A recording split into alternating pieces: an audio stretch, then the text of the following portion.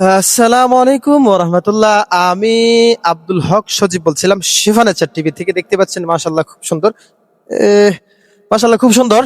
এটা হচ্ছে পেঁপে গাছ। এটাকে বলা হয়, এটাকে অমিত ভণ্ড বলা হয়, আরো নাম আছে।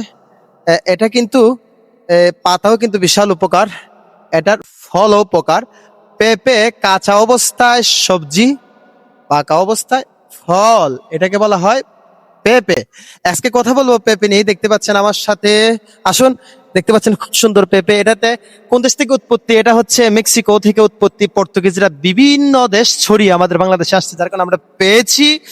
এই পেঁপের মধ্যে কি রয়েছে? Vitamin A, vitamin C, vitamin E রয়েছে, যেটা আমাদের চোখের দৃষ্টিশক্তি ভালো রাখে এবং ত্বক উজ্জ্বল রাখে। পেঁপেতে ওজন কমাতে সাহায্য করে এবং হজম শক্তি বৃদ্ধি করে এবং আমাদের রোগ প্রতিরোধ ক্ষমতা বাড়ায়।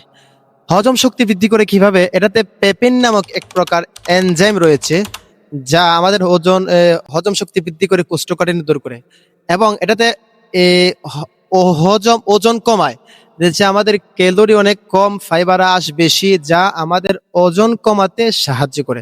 এটাতে রয়েছে অ্যান্টিঅক্সিডেন্ট, রোগ প্রতিরোধ ক্ষমতা বাড়ায় এবং আমাদের হৃদরোগ, ক্যান্সারের ঝুঁকি কমায়। তাহলে প্রিয় বন্ধুরা, বেশি বেশি পেঁপে খান, কাঁচা অবস্থায় সবজি খান, পাকা অবস্থায় পেঁপে খান। অবশ্যই অনেক রোগ থেকে মুক্তি পাবেন ইনশা আল্লাহ। অবশ্যই পেস্টি পলিদের সাথে থাকবে।